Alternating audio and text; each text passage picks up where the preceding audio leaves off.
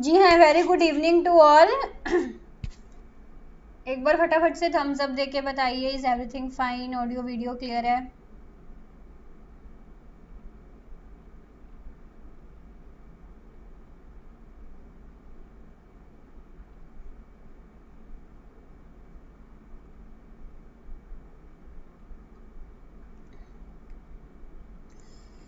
Okay, so फटाफट से मुझे थम्स अप देके बताइए इज एवरीथिंग फाइन, और फटाफट लाइक शेयर भी कर दीजिए सेशन को। सो बात कर रहे हैं आज हम पेपर इकोनॉमिक्स।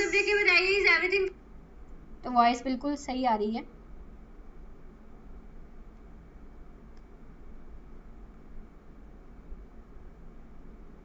लाइक शेयर भी कर दीजिए दूसरों के साथ। सो 2023 के PYQs को मैक्सिमम क्वेश्चन सॉल्व करने की आज हम कोशिश करेंगे, ठीक है जी। सो अपना पेन पेपर निकाल लीजिए ताकि इंपॉर्टेंट पॉइंट्स को आप साथ में नोट डाउन करते रहें। तो आप सबको बता दूं कि इंडियन इकोनॉमी का कोर्स फिलहाल मेरा अनअकैडमी प्लस पर चल रहा है और अगले महीने से आपका पेपर 1 लॉन्च हो रहा है प्लस पर। आप में से कोई भी सब्सक्रिप्शन लेना चाहता है और मेरे साथ पेपर 1 एंड पेपर 2 इकोनॉमिक्स पढ़ना चाहता है, सो सिमर 10 मेरा कोड है, ठीक है जी। इसको लगा के मैक्सिमम डिस्काउंट मिलेगा आपको। So let's start from the first question of today session. Which of the following is not true in case of indifference curve? Indifference curves के केस में कौन सा ऑप्शन ट्रू नहीं है?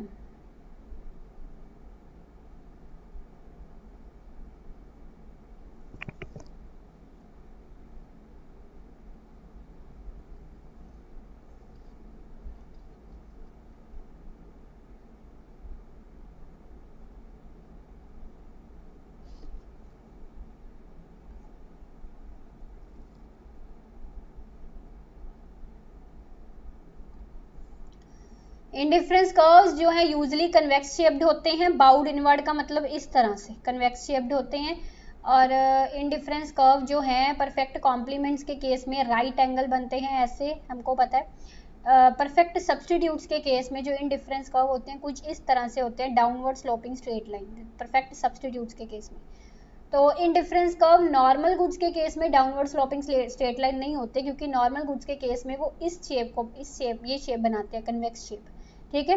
So yes, fourth is the correct answer. अगला question देखिए, which one of the following is not true in case of producer equilibrium? Producer equilibrium के case में कौन सा ट्रू नहीं है? स्टील के ग्लास में प्रोड्यूसर इक्विलिब्रियम के कौन सा इसमें से ट्रू नहीं है प्रोड्यूसर इक्विलिब्रियम के केस में?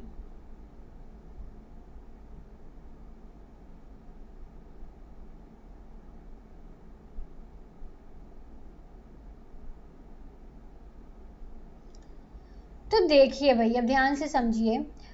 ये आपका जो इक्विलिब्रियम होता है कुछ इस तरह से होता है, मार्जिनल प्रोडक्टिविटी। जी हाँ, इसका भी फोर्थ आंसर ही ठीक है। ये इक्विलिब्रियम आपका वो वाला है, that is marginal rate of technical substitution of labour and capital. It is equal to marginal productivity of labour over marginal productivity of capital is equal to wage over rate of interest. जब मैं Pareto ऑप्टिबिलिटी की बात करती हूँ तो आपका efficiency in production वाली ये कंडीशन है, यहाँ आप इसको प्रोड्यूसर इक्विलिब्रियम भी बोल सकते हैं, जिस पॉइंट पे हमारा इसोक्वेंट कर्व एंड इसोकोस्ट लाइन टेंजेंट होती है उस पॉइंट पे बनता है आपका प्रोड्यूसर इक्विलिब्रियम, है ना। तो ये होता है। अब ये जो फर्स्ट पॉइंट है ये बिल्कुल सही है, because these two things are equal, है ना। अब ये वाला जो है ये तो है ही इक्विलिब्रियम पूरा। अब ये वाला जो पॉइंट है ये कहाँ से बना, थर्ड पॉइंट कहाँ से बना? देखिए, अगर मैं इसको क्रॉस मल्टीप्लाई कर देती हूँ तो ये कुछ इस तरह से बनेगा, W marginal productivity of capital, इसको क्रॉस मल्टीप्लाई किया मैंने, तो आपका marginal productivity of labour divide by wages is equal to marginal productivity of capital divide by rate of interest. ये चीज बन गई, मतलब ये थर्ड ऑप्शन भी बिल्कुल ठीक है। फोर्थ ऑप्शन गलत है। क्यों गलत है? क्योंकि उसने उल्टा लिखा हुआ है। यहाँ पे आना चाहिए था marginal rate of technical substitution of labour and capital is equal to wages over rate of, क्योंकि पहले आता है price of labour over price of capital, ठीक है। So marginal rate of technical substitution अगर मैं एल के का ले रही हूँ, here it will be price of L, here it will be price of K, है ना। तो प्राइस ऑफ एल पहले आएगा, देन प्राइस ऑफ के आएगा, तो इसीलिए फोर्थ ऑप्शन इनकरेक्ट है। आगे देखिए, a game in which the gains or losses of one player or firm do not come at the expenses of or provide equal benefit to the other player or firm. is known as?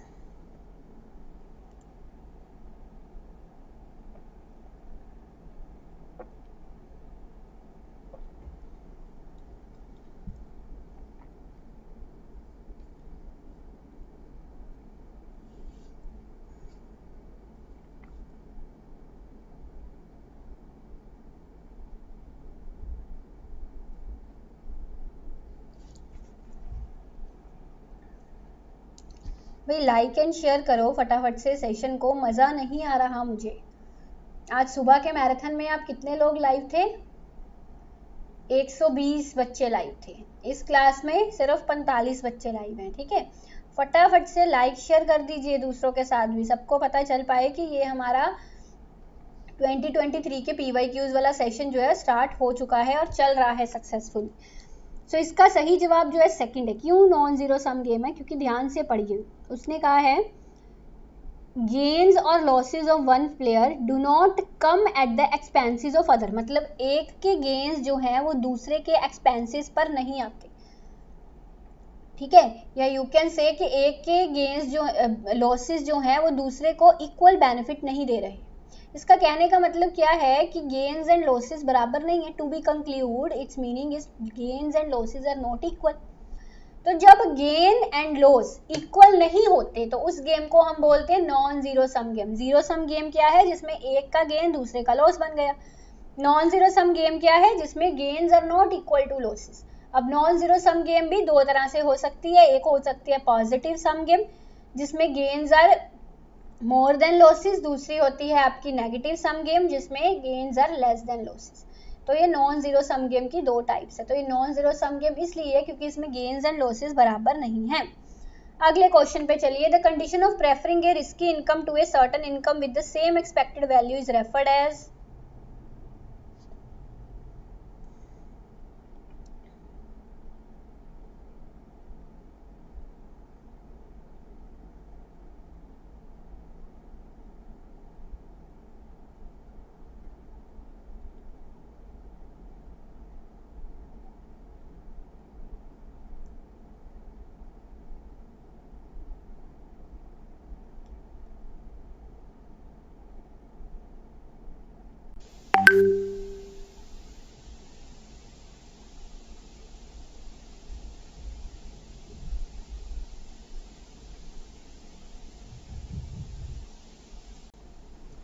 Yes, risk loving. अब देखिए वो जो बंदा ना वो क्या कर रहा है, रिस्की इनकम को एक है रिस्की इनकम जिस पर रिस्क है, दूसरी है सर्टेन इनकम जो पक्के तौर पे ये इनकम है जिसमें कोई रिस्क है ही नहीं। तो अगर वो रिस्की इनकम को प्रेफर कर रहा है, मैंने आपको इसकी एग्जांपल दी है, मान लो वो 10,000 कमा रहा है एक बंदा, है ना।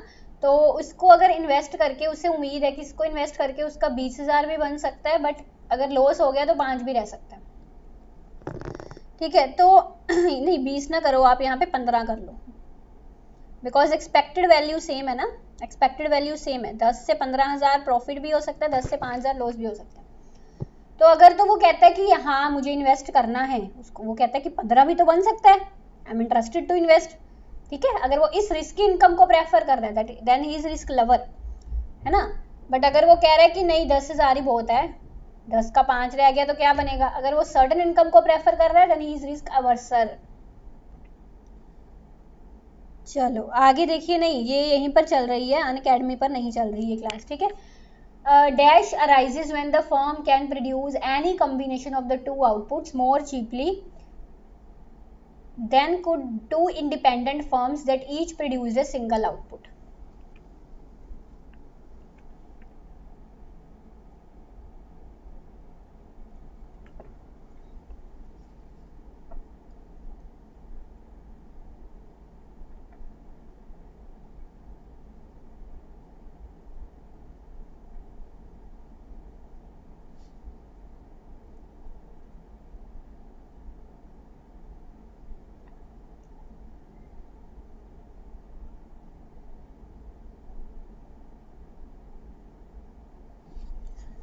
Okay, so let's see fourth is the correct answer. Economics of scope तब अराइज होते हैं जब आप दो आउटपुट्स की कॉम्बिनेशन में प्रोड्यूस कर रहे हो सिंगल आउटपुट की बजाय। ये सारे कंसेप्ट आपको मेरी बुक में दिए हुए हैं। अगर आप दो आउटपुट्स की कॉम्बिनेशन को प्रोड्यूस कर रहे हो बजाय के दो इंडिपेंडेंट फर्म्स के, है ना, सिंपल सी बात है। अब मैकडी वाले बर्गर के साथ फ्रेंच फ्राइज भी बेच देते हैं, है ना, तो अगर तो वो अलग अलग लगाएं कि बर्गर वाला अलग और जो फ्रेंच फ्राइज वाला अलग इंडिपेंडेंट फर्म चलाएं, तो ऐसे में उनकी इतनी बिक्री नहीं होगी जिनकी बिक्री उनकी कोलैबोरेशन के साथ हो जाती है। अब अपने लिए बर्गर लेने जाएं, बच्चे के लिए फ्रेंच फ्राइज भी ले लेते हैं, है ना, तो अगर वो कॉम्बिनेशन से प्रोड्यूस कर रहे हैं दो आउटपुट से, तो इससे उनका कॉस्ट कम लगता है और रिटर्न्स बढ़ते हैं। तो बेसिकली इकोनॉमीज ऑफ स्कोप का मतलब होता है कलेक्टिव प्रोडक्शन, ठीक है। इसकी मैंने आपको बेस्ट एग्जांपल दी थी कि एक शॉप है, उस पर वीडियो गेम्स खिलाई जाती हैं, बच्चों को खेलते हैं, मतलब वीडियो गेम्स बच्चे वहां पर आके, प्ले स्टेशन वगैरह हैं, उस गेम में अगर वो साथ में कोई मतलब चिप्स कुरकुरे ऐसा मतलब पैकेट्स वगैरह जो आते हैं, है ना, ऐसे भी कुछ सामान रख लेते हैं बच्चों के लिए, तो बच्चे क्या करेंगे, जब गेम खेलेंगे तो साथ में कुछ खा पी भी लेंगे। वो उससे क्या कि उस फर्म को फायदा मिल रहा है ज्वाइंट प्रोडक्शन करने से। इसकी बजाय अगर वो इंडिविजुअल दो फर्म्स होते तो इतना फायदा शायद ना मिलता। कलेक्टिव प्रोडक्शन से फायदा मिल रहा है, कॉस्ट कम होती है कलेक्टिव प्रोडक्शन से और रिटर्न्स बढ़ते हैं, और इसी को हम बोलते हैं इकोनॉमीज ऑफ स्कोप, ठीक है, इकोनॉमीज ऑफ स्कोप। आगे देखिए, in which oligopoly model firms produce homogeneous goods and each firm treats the price of its competitor as fixed and all firms decide simultaneously what price to charge.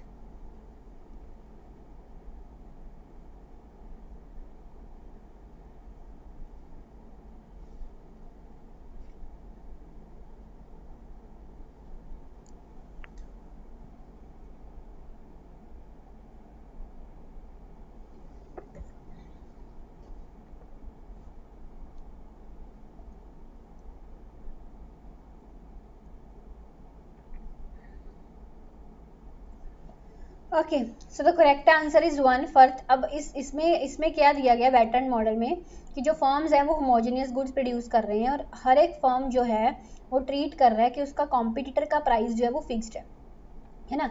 मतलब कि ए firm है वो market में आता है और सोचता है कि जो बी है वो तो अपना प्राइस चेंज नहीं करेगा, तो ऐसा करता हूँ मैं अपने अकॉर्डिंगली आउटपुट प्रोड्यूस कर लेता हूँ, अपने अकॉर्डिंग प्राइस सेट कर लेता हूँ। फिर बी आता है, वो कहता है ए तो अपना प्राइस इतना ही रखेगा, तो मैं अपने अकॉर्डिंग प्राइस सेट कर लेता हूँ। तो बैटर्न का मॉडल हमको जिस तरह से पढ़ते हैं इस तरह से मैंने आपको डायग्राम बनानी इसकी सिखाई हुई है। दो फर्म्स है मार्केट में, तो क्या होता है, ए फर्म आता है मार्केट में, वो कहता है कि बी तो अपना प्राइस सेम रखेगा, मैं ऐसा करता हूँ बी से थोड़ा सा कम प्राइस चार्ज कर लेता हूँ, इससे क्या होगा मेरे पास कस्टमर ज़्यादा आ जाएंगे, है ना।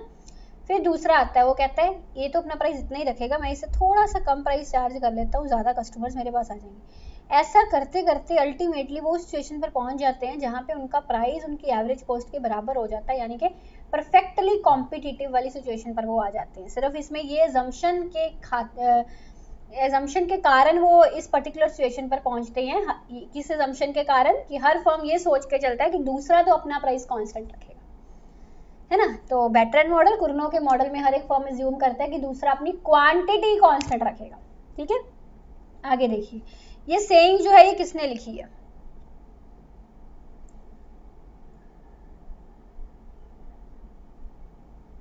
Every man thus lives by exchanging or becomes in some measure a merchant and the society itself grows to be what is properly a commercial society.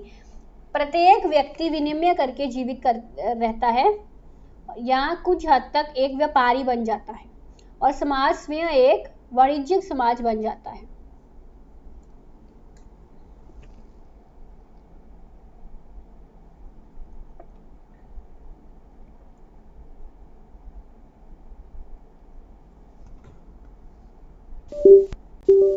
Correct answer is 4th, yes, Adam Smith. So Adam Smith ने यहाँ पे बात की है कि हर एक man जो है वो कैसे जीतता है, हर कुछ ना कुछ एक्सचेंज करके, है ना। बार्टर सिस्टम की बात आई है ये, ठीक है। बार्टर सिस्टम में क्या होता था, अगर मुझे ये सामान चाहिए कि दूसरों तो को इतना देके मैं उससे इतना ये सामान ले लूंगी, है ना, बाय एक्सचेंजिंग। तो उसने उस सिस्टम की बात की है कि हर एक व्यक्ति जो है वो एक्सचेंज करके ही जी रहा है, कुछ ना कुछ एक्सचेंज करके, और हर एक व्यक्ति अपने आप में एक व्यापारी है ना। और सोसाइटी जो है वो एक कमर्शियल सोसाइटी बन जाती है इन द बार्टर सिस्टम। अब अगर उस टाइम पर जब मनी नहीं था तो क्या था, क्लासिकल्स थे जब, तो क्या होता था, अगर मान लीजिए हमको राइस चाहिए, तो है ना, हमारे पास घोड़े हैं, हम किसी को घोड़े देके उनसे राइस ले रहे हैं, this is a basically exchanging, इसलिए उसने कहा कि हर एक मैन जो एक्सचेंज करके ही जीता है।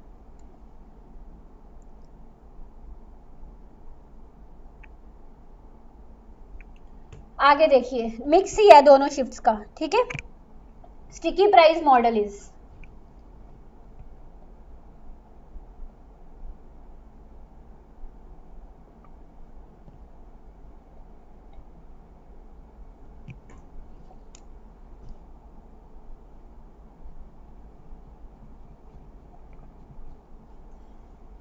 फर्स्ट आंसर कैसे सही है इसका? आज सुबह मैक्रो इकोनॉमिक्स का मैराथन देखा था सबने, देखा था तो मैंने आपको क्या कहा था कि मैक्रो इकोनॉमिक्स का मैराथन देख लो। आई एम 100% श्योर कि अगर एग्जाम में आपको पाँच तो नहीं, ज़्यादा ही आएंगे, 8 से 10 क्वेश्चन भी मैक्रो के आते हैं ना, तो उसमें से कम आपके 6 से 7 तो सही होंगे ही होंगे, कहा था मैंने, ठीक है। अब ये क्वेश्चन देखिए, मैंने आपको करवाया था सुबह। स्टिकी प्राइस हम किस में लेके चलते हैं? केन्स ने स्टिकी प्राइस बोला, केन्स ने तो बोला कि प्राइसेस जो है वो स्टिकी हैं, रिजिड हैं, कांस्टेंट, फिक्स्ड है। तो उसमें हमने aggregate supply curve, short run aggregate supply curve कैसे बनाया था, याद करो, ऐसे बनाया था short run aggregate supply curve, इस तरह से। जब मैंने आपको बताया था डेफिशिएंसी इन डिमांड वाला कंसेप्ट, कि इस पॉइंट पे मेरा फुल एम्प्लॉयमेंट है, बट जो मेरा इक्विलिब्रियम है वो फुल एम्प्लॉयमेंट से पहले ही आ जाता है। सो केन्स ने क्या, डेफिशिएंसी इन डिमांड के कारण अंडर एम्प्लॉयमेंट है, बनाया था ये डायग्राम, तो इसलिए इसका फर्स्ट आंसर सही है। Upward sloping short run aggregate supply का होता है स्टिकी प्राइस मॉडल के केस में। सो ठीक है, आगे देखिए, if the demand for labour, अब ये देखिए मैक्रो इकोनॉमिक्स का पहला क्वेश्चन सुबह वाले मैराथन से आ गया। अब दूसरा question, if the demand for labour increases, ये भी सुबह वाले मैराथन से ही आया, बताइए।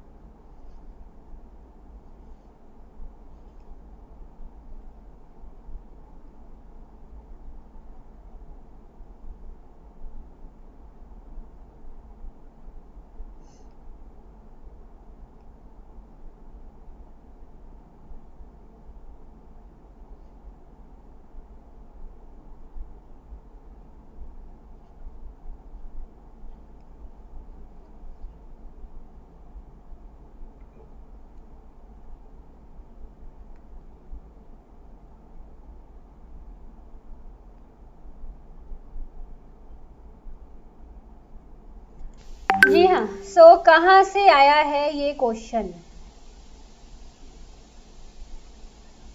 याद करो, हमने सुबह ये एक डायग्राम की थी जिसमें मैंने इस साइड वेज रेट बनाया था एंड इस साइड सप्लाई फॉर लेबर बनाया था, एक मिनट, इस side demand for labour, in side supply for labour, है ना। तो अब यही उस डायग्राम से क्वेश्चन आया, उसने कहा कि डिमांड फॉर लेबर बढ़ती है, डिमांड फॉर लेबर बढ़ेगी तो कैसे बढ़ेगी, ऐसे बढ़ेगी, है ना। जब डिमांड फॉर लेबर बढ़ेगी तो इस साइड मैंने लिया था वेज रेट और इस साइड मैंने लिया था एम्प्लॉयमेंट। तो जब डिमांड फॉर लेबर बढ़ेगी तो वेजेस भी बढ़ेंगी और अमाउंट ऑफ लेबर एम्प्लॉयड, ये देखिए ये भी बढ़ रही है, दोनों चीजें बढ़ रही हैं, both first and second happen, ठीक है। अब देखिए तीसरा क्वेश्चन वहीं से आया है जो सुबह मैराथन लगाया था, macro economics distinguishes between real economy and,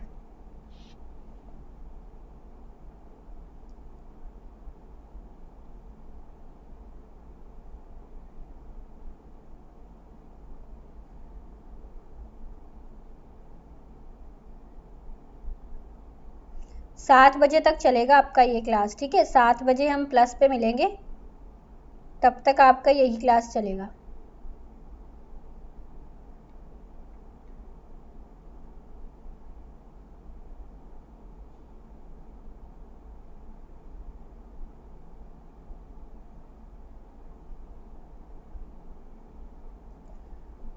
जी हाँ, तो क्या बताया था उसमें आपको, मॉनिटरी इकोनॉमी, क्लासिकल डिकोटमी का कंसेप्ट हमने समझा था, जिसमें मैंने आपको कहा था क्लासिकल्स ने इकोनॉमी को 2 सेक्टर्स में बांटा है, एक रियल सेक्टर एंड एक मनी सेक्टर, और जो रियल सेक्टर है that is completely independent of the monetary sector, पढ़ा था हमने, यस। हाँ, यूट्यूब पर ही तो लिया था सुबह मैंने वो सेशन। आगे देखिए, in accelerator theory capital output ratio is assumed to be, कहते हैं एसेलरेटर थ्योरी में जो कैपिटल आउटपुट रेशियो क्या होती है, कितने कैपिटल लगा के मैंने कितना आउटपुट प्रोड्यूस किया, कैपिटल आउटपुट रेशियो क्या एज्यूम किया जाता है इसे?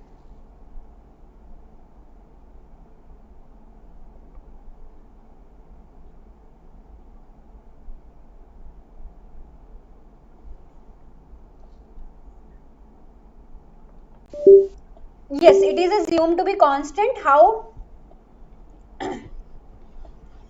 देखिए एसेलरेटर के मॉडल में एसेलरेटर का फार्मूला क्या होता है, that is delta I over delta Y.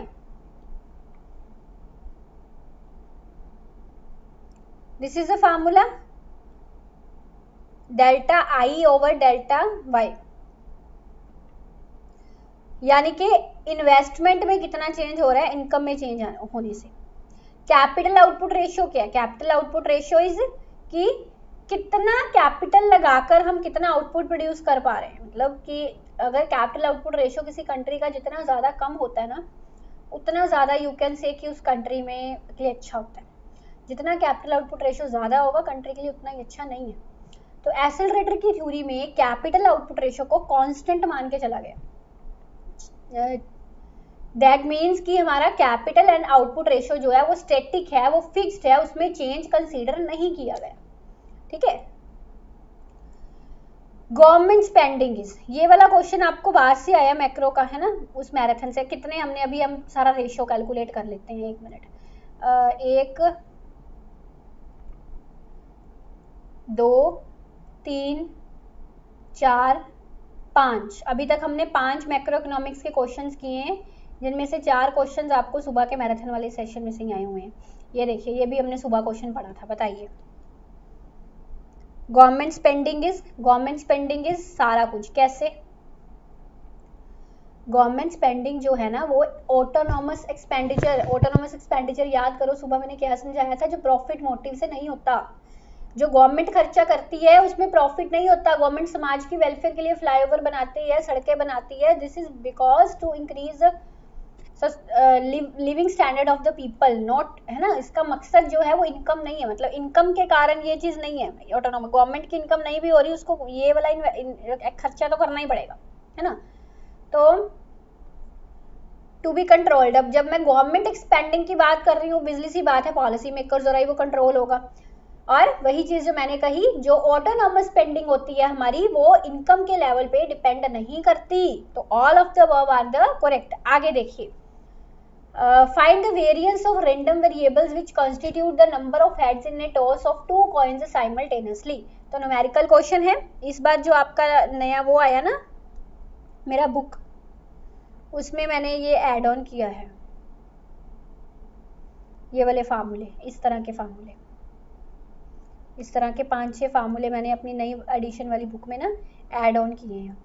ठीक है. तो बेसिकली वैसे वेरिएंस ऑफ रैंडम वेरिएबल का फार्मूला ये होता है, दैट इज, मान लो x एक रैंडम वेरिएबल है, तो इसका फार्मूला होगा expected value of X square minus expected value of x whole square. ये फार्मूला है. ठीक है. सो अब number of heads in a toss of 2 coins simultaneously, आपने 2 कॉइन्स टोज किए, तो नंबर ऑफ हेड्स देखिए, इसका सैंपल स्पेस क्या बनेगा. देखिए पहले, this is a sample space, यही बनेगा सैंपल स्पेस, है ना. तो ऐसा हो सकता है कि मेरे 2 हेड्स आ जाएं, ऐसा हो सकता है कि 1 हेड आए, ऐसा हो सकता है फिर से इसमें भी 1 आ रहा है, ऐसा भी हो सकता है मेरा 0 हेड आए. ठीक है. तो ये टोटल कितने, ये मेरे x है, दिस इज x, ये मेरा x बना. ठीक है. तो अब फार्मूला क्या है, सिग्मा एक्स स्क्वायर, यानी कि इसका स्क्वायर कर लेती हूँ मैं, तो ये आ गया 4110. ठीक है. तो एक्सपेक्टेड का मतलब होता है उसकी एवरेज, तो मैं इसकी एवरेज अगर निकालूं तो ये आ गया 6 डिवाइड बाई 4. ठीक है. सो ये आ गया 6 डिवाइड बाई 4 माइनस, अब एक्सपेक्टेड वैल्यू ऑफ x, यानी कि इसका एवरेज 2 3 4 आ गया इसका टोटल, और एवरेज क्या आ गया 4/4 इज इक्वल टू 1, तो ये आ गया 1 स्क्वायर. 2 3 का 6, 2 2 का 4, ये बचा आपका 3 - 2/2, तो 1/2 आपका आंसर आ गया. अगर किसी को इतनी जल्दी में समझ नहीं आया तो एक बार वीडियो को दोबारा देख लें, because this is A marathon session और मुझे आपके 2023 का सारा पेपर सॉल्व करवाना है. ठीक है. तो दैट्स वाई अगर किसी को दिक्कत है साथ साथ में अपने कॉपी पे सॉल्व करिएगा और या इस वीडियो को बैक करके दोबारा से देख लीजिएगा। आगे चलते हैं। Okay, so the next is if the demand and supply, producer surplus find करना है आपको। डिमांड एंड सप्लाई फंक्शंस दिए हुए हैं, you have to obtain the producer surplus. कम से कम 100 क्वेश्चंस का टारगेट है, अभी सिर्फ 14 हुए हैं।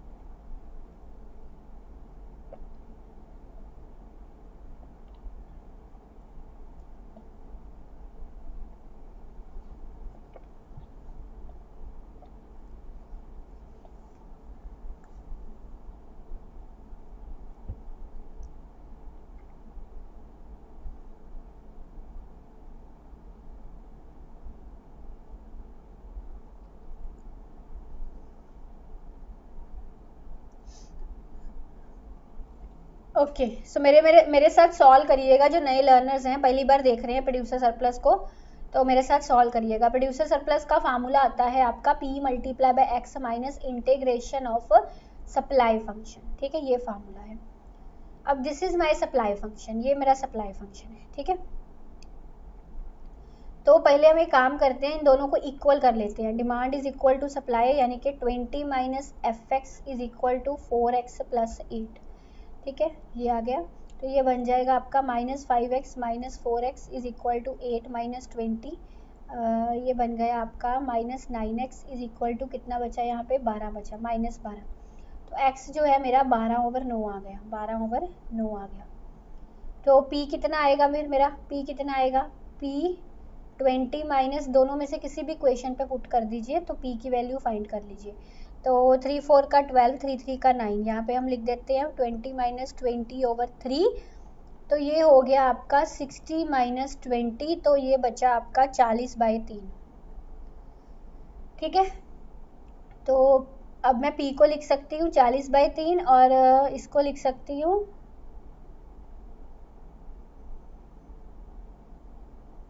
4/3। अब इसका मुझे इंटीग्रेशन करना है, किसका इंटीग्रेशन करना है, सप्लाई फंक्शन का, यानी कि 4x प्लस 8, इसका इंटीग्रेशन करना है। ठीक है, जिसका ऐसा कोई कह रहा है ना कि वीडियो क्लियर नहीं है कुछ, जो अपने स्क्रीन पे जाके देखिए, साइड में 3 सेटिंग्स का आपको दिखेगा या 3 डॉट्स दिखेंगे, उस पर क्लिक करके, उसके क्लिक करके क्वालिटी पर जाइए। ठीक है, वहां पर हाई पिक्चर क्वालिटी कर लीजिए, हाई पिक्चर क्वालिटी कर लीजिए वहां पे जाके।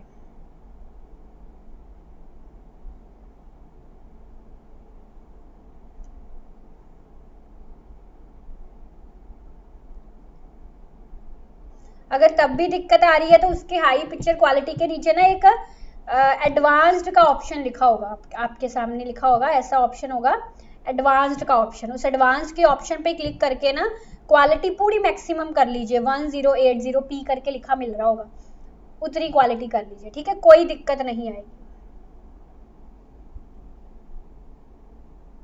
क्वालिटी हाई, वही बोल रही हूँ, अगर क्वालिटी हाई करने के बाद भी दिक्कत आ रही है ना, तो सेटिंग्स पे जाके एडवांस्ड का ऑप्शन, क्वालिटी पर क्लिक करेंगे, एडवांस्ड का ऑप्शन आएगा, नीचे लिखा होगा सिलेक्ट ए स्पेसिफिक रिजोल्यूशन, वहां पे रिजोल्यूशन सबसे मैक्सिमम में जाएंगे, 1080p रिजोल्यूशन करके लिखा हुआ है, उतनी सिलेक्ट कर लो, उसके बाद कोई दिक्कत नहीं आएगी। ठीक है, चलो सो यहाँ पे हमको इंटीग्रेशन करनी है, कहाँ गया, 4 4 का 16, सो 160/9 आ गया यहाँ पे। इसका मैंने इंटीग्रेशन किया 4x² / 2 प्लस 8x, तो इसको मैं अभी ब्रैकेट में ही रखती हूँ।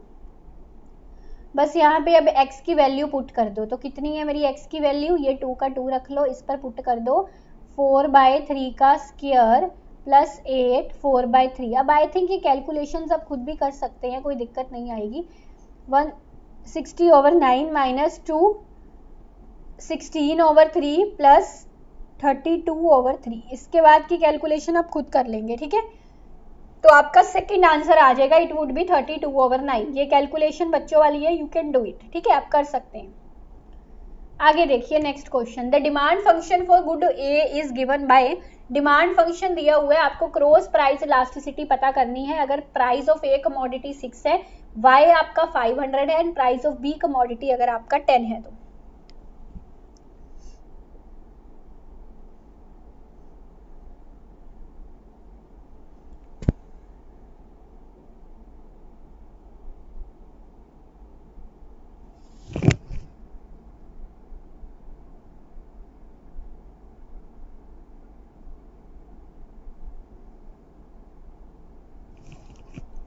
तो लेट्स सॉल्व इट। अब इसको सॉल्व करना बड़ा सिंपल है, क्योंकि आपकी क्रॉस इलास्टिसिटी ऑफ डिमांड का फार्मूला क्या होता है, अगर मैं क्वांटिटी जो है वो ए की ले रही हूँ, है ना, तो प्राइस मुझे बी का लेना पड़ेगा,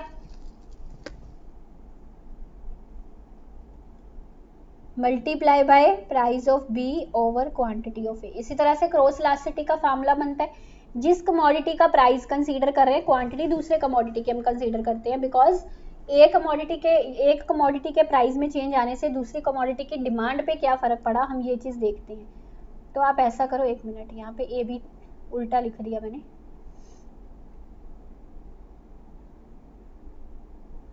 पी पर ए डाल लो और क्यू पे बी, इस तरह से। अब मुझे डेल्टा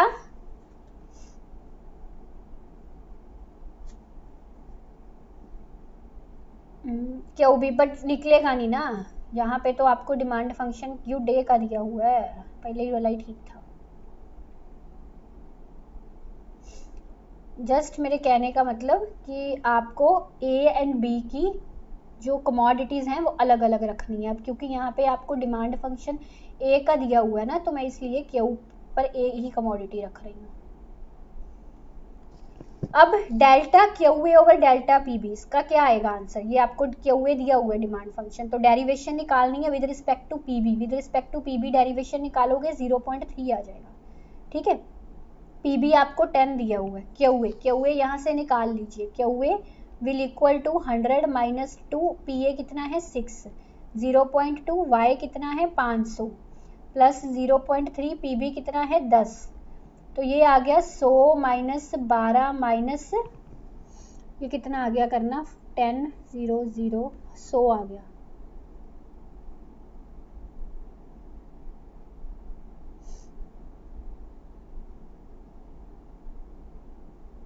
सो ही आया ना, देखना,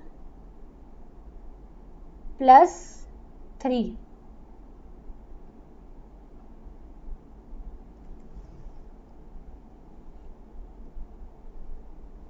करिएगा इसकी थोड़ी कैलकुलेशन, इसको सॉल्व करिएगा।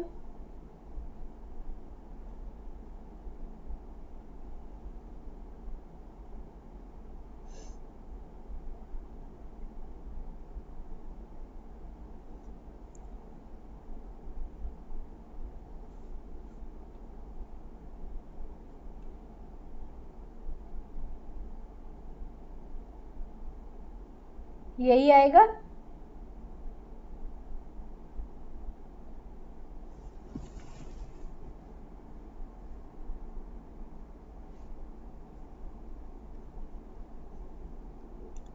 पुट कर दिया मैंने यहाँ पे। अब क्या किया, 0.3 को 10 से किया तो 3 आ गया, नहीं तो ये माइनस 1/3 आ रहा है आंसर। 1 मिनट, नहीं ना, कुछ गड़बड़ हुई है कैलकुलेशन में, देखना कहाँ पे गड़बड़ की है मैंने कैलकुलेशन में।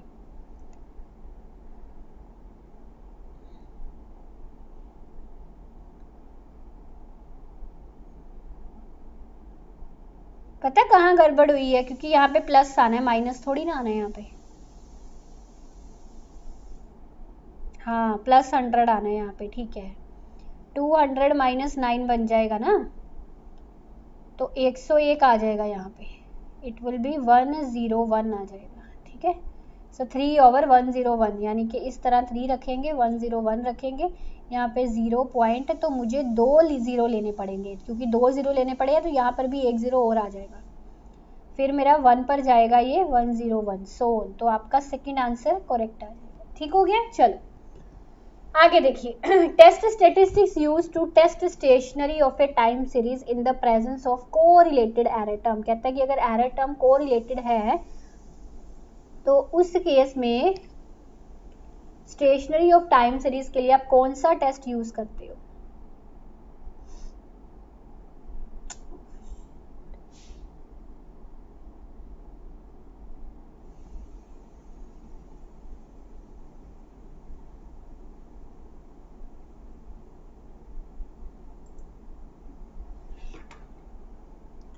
जी हाँ, तो इसका सही जवाब है ऑगमेंटेड डिक्की फुलर टेस्ट। तो मैंने आपको ये करवाया कि अगर एरर टर्म को रिलेटेड होती है तो हम augmented Dickey Fuller test use करते हैं, एरर टर्म को रिलेटेड नहीं है तो हम Dickey Fuller test basically use करते हैं अगर आपका ऑटो रिग्रेसिव मॉडल सिर्फ फर्स्ट ऑर्डर का हो। अगर higher order autoregressive model है you will use the augmented Dickey Fuller test. Also अगर ऑटो कोरिलेशन की प्रॉब्लम है तो augmented Dickey Fuller test use करोगे।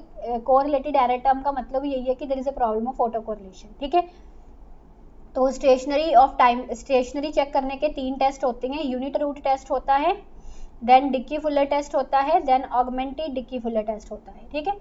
अगला क्वेश्चन करेंगे, in logit model as P goes from 0 to 1 logit L varies from. कहते हैं जैसे जैसे पी जो है वो 0 to 1 में जाता है तो लॉजिट जो है वो कहाँ से कहाँ वेरी करता है।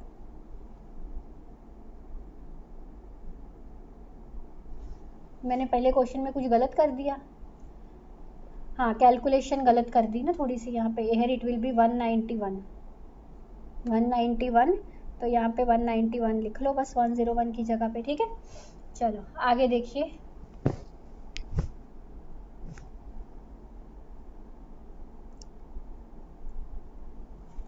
सो बी इज करेक्ट आंसर। तो वैसे हम इसको ऐसे पढ़ते हैं ना कि जो L जो है वो इन्फिनिटी टू माइनस इन्फिनिटी जाता है और P जो है 1 to 0, ऐसा हमने पढ़ा हुआ है। इसमें उल्टा कर दिया मैंने, है ना। तो अगर आपका लॉजिट मॉडल में P जो है 0 to 1 जा रहा है तो लॉजिट L की value minus infinity to infinity आएगी। ये तो सीधा है, ये मैंने उल्टा लिख दिया, ये जस्ट ऐसे ही होता है, P goes from 0 to 1 and then the value of logit L goes from minus infinity to infinity.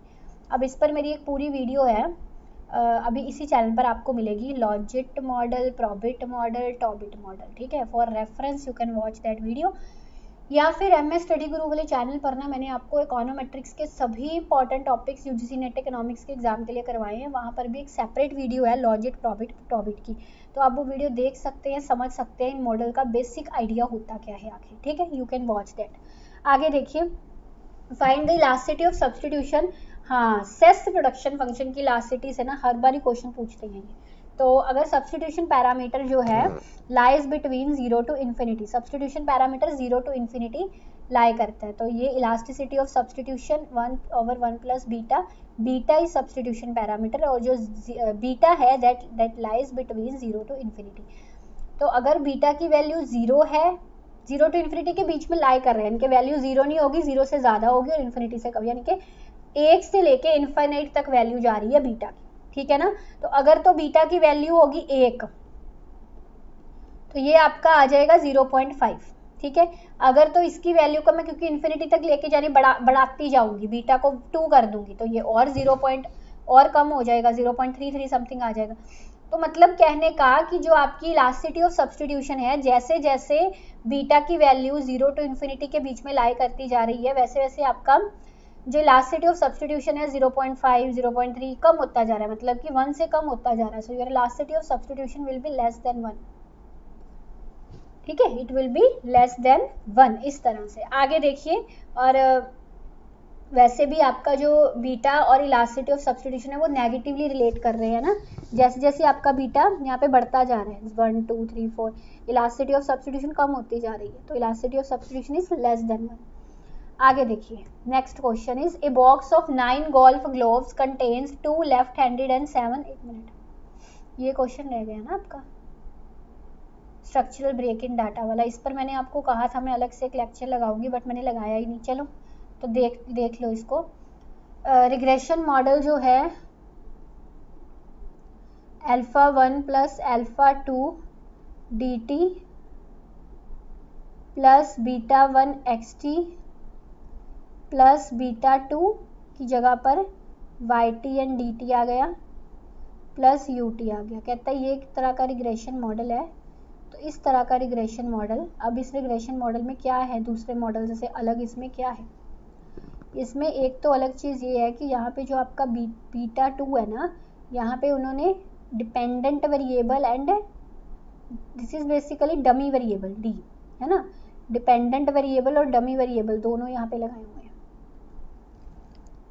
Y T D T, हाँ दिस डिफरेंस, ये वाला डिफरेंस इसे नॉर्मल सिंपल मॉडल से अलग बनाता है, multiple linear regression simple model से अलग बनाता है।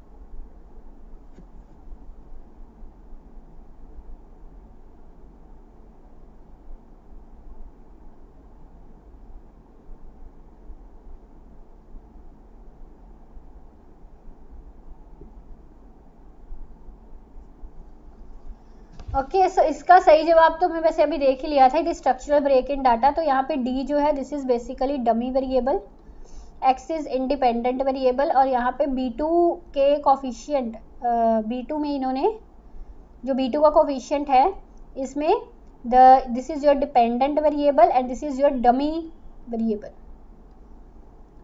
तो इस तरह के मॉडल को हम स्ट्रक्चरल ब्रेक कहते हैं कि ये मॉडल जो है स्ट्रक्चरल ब्रेक शो करता है डाटा में। कभी भी डाटा में स्ट्रक्चरल ब्रेक शो होता हो ना, तो उसको हम डमी वेरिएबल इंट्रोड्यूस करके ही सॉल्व कर सकते हैं। कोई भी ऐसा मॉडल जिसमें structural break, basically time series का ये मॉडल है, टाइम सीरीज में अगर स्ट्रक्चरल ब्रेक शो हो रहा है आपको, तो उस केस में हम डमी वेरिएबल्स, स्ट्रक्चरल ब्रेक का मतलब होता है अनएक्सपेक्टेड चेंज, मतलब ओवर टाइम बहुत ही अनएक्सपेक्टेड चेंज। टाइम सीरीज क्या है, टाइम सीरीज में आपके देखिए, टाइम सीरीज में एक तो होती हैं आपकी स्ट्रक्चरल चेंजेस, एक रैंडम एरर्स होते हैं, एक सीजनल वेरिएशंस होती हैं। सीजनल वेरिएशंस को हम डी सीजनलाइज एक मेथड यूज करते हैं, अगर किसी को याद हो तो, है ना। तो स्ट्रक्चरल में आ जाती है अनएक्सपेक्टेड चेंज, ओवर टाइम काफी लंबे समय से जो चेंज है वो अनएक्सपेक्टेड रह रहा है। सो इस तरह के मॉडल को सॉल्व करने के लिए इसमें स्ट्रक्चरल ब्रेक है, हम डमी वेरिएबल इंट्रोड्यूस करते हैं, ठीक है। तो दैट्स वाई इस मॉडल को हमने स्ट्रक्चरल ब्रेक इन डाटा वाला मॉडल कहा है, बिकॉज यहाँ पे डमी वेरिएबल्स यूज हो रहे हैं। और एक कोफिशिएंट में आपका dependent variable and dummy variable, देखिए Y T multiply by D T, this makes its different, एक चीज़ ये इसको डिफरेंट बना रही है। बाकी तो ये मॉडल तो आपको पता ही है कि जो डी होता है that is always lies between 0 and 1, है ना। जो एक्स की वैल्यू है ये क्वांटिटेटिव वेरिएबल है, इसको हम क्वांटिटी की फॉर्म में ले सकते हैं, जैसे 10, 20, 30, बट ये जो वेरिएबल है इसको हम 20, 30, 40 ऐसे डिपिक्ट नहीं कर सकते, या तो इसको 0 लेंगे या तो इसको 1 लेंगे, इसको इसलिए इसको क्वालिटेटिव वेरिएबल बोलते हैं। बाकी ये काफ़ी डिटेल वाला कंसेप्ट है, और ज़्यादा डिटेल में समझाने वाला है ये सारा कंसेप्ट। आगे देखिए, प्रोबेबिलिटी का इस क्वेश्चन को सॉल्व करने की कोशिश करिए।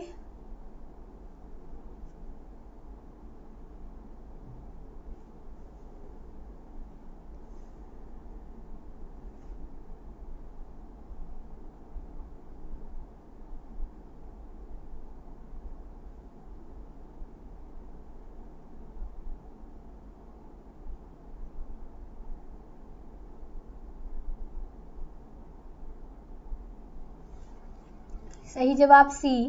अब 9 गोल्फ ग्लव्स हैं, 2 लेफ्ट हैंडेड और 7 राइट हैंडेड। 2 ग्लव्स हमने रैंडमली ड्रॉ सेलेक्ट कर लिए बॉक्स में से विदाउट रिप्लेसमेंट, यानी कि जो निकाल लिए दोबारा से उसको बीच में नहीं रखा, ठीक है। प्रोबेबिलिटी फाइंड करनी है कि एक ग्लव जो है वो लेफ्ट हैंडेड हो और दूसरा जो है वो राइट हैंडेड हो। सो प्रोबेबिलिटी में क्या करते हैं, फेवरेबल ओवर टोटल आउटकम, ठीक है। तो अगर पहला ग्लव जो है वो मेरा लेफ्ट हैंडेड है, लेफ्ट हैंडेड ग्लव्स कितने हैं, 2 लेफ्ट हैंडेड ग्लव्स हैं, ठीक है। और टोटल ग्लव्स कितने हैं, 9 टोटल है। तो पहले में क्या किया कि प्रोबेबिलिटी के एक बल्ब मेरा लेफ्ट हैंडेड हो और दूसरा बल्ब जो है वो मेरा क्या हो, राइट हैंडेड हो, ठीक है। तो राइट हैंडेड कितने हैं, 7 है, ठीक है। अब यहाँ पे 9 नहीं आएगा, क्या आएगा, 8 आएगा, क्योंकि मैंने एक पहले लेफ्ट निकाल लिया तो डब्बे में अब 8 बचे, क्योंकि विदाउट रिप्लेसमेंट है। प्लस ऐसा भी तो हो सकता है लेफ्ट राइट, या राइट पहले निकाल लिया लेफ्ट बाद में निकाल लिया, ऐसा भी तो हो सकता है ना। एक लेफ्ट होना चाहिए एक राइट होना चाहिए, ऐसा हो सकता है पहले मैंने लेफ्ट निकाल लिया फिर राइट निकाल लिया, ऐसा भी हो सकता है पहले राइट निकाल लिया फिर लेफ्ट निकाल लिया। तो अगर मैं पहले राइट निकालती हूँ तो प्रोबेबिलिटी विल बी 7/9।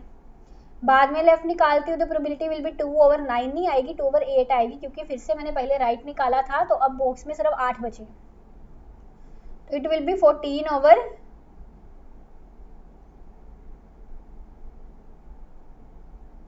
हाँ आप इसको सिंपली ऐसे कर लीजिए ना, 14 + 14 28/72।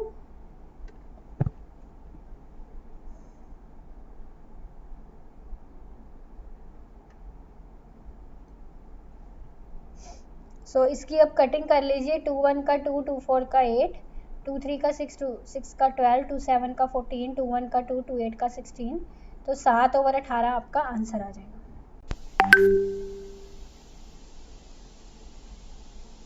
7/18 will be the correct answer. आगे चलिए, which institution has published the human development report annually since 1990 है यहाँ पे, ठीक है। सो वेरी इजी क्वेश्चन, बहुत इजी क्वेश्चन है ये।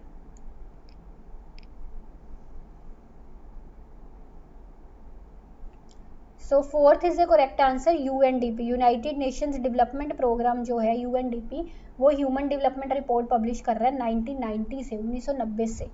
आगे देखिए, the next question is which 5-year plan propose to make India self reliant and self generating economy. कहता है कौन सा 5-year प्लान है जो इंडिया को एक सेल्फ रिलायंट और सेल्फ जनरेटिंग इकोनॉमी बनाता है, बेसिकली बीत चुका है। तो अभी जो आपका इंडियन इकोनॉमी का कोर्स चल रहा है उसमें मैं आपको ये 5-year प्लान्स भी करवाने वाली हूँ। 1 मिनट, कितने क्वेश्चंस हुए हैं हमारे अभी तक, आई एम जस्ट फाइंडिंग। 16, 17, 18, 19, 20, 21, 22वें क्वेश्चन पर अभी पहुंचे हैं हम। So yes, the correct answer is third 5-year plan. So third 5-year plan में self reliant and self generating economy का गोल था। तो मैंने इंडियन इकोनॉमी के सारे प्लान्स पर एक वीडियो बनाई हुई है, इस वीडियो का लिंक अभी कुछ दिन पहले मैंने आपको टेलीग्राम पर भी भेजा था। 5-year plans bye Simranjeet Kaur के सर्च करेंगे तो आपको मिल जाएगी वो वीडियो। उसमें मैंने 5-year प्लान्स के सभी बेसिक ऑब्जेक्टिव बताए हैं, फर्स्ट प्लान से लेके आपको 12th प्लान तक सारे बेसिक ऑब्जेक्टिव्स हर एक प्लान के मैंने आपको बताए हैं, ठीक है। You can watch that video. Birth of WTO emerged from which round, किस राउंड से WTO का बर्थ हुआ था।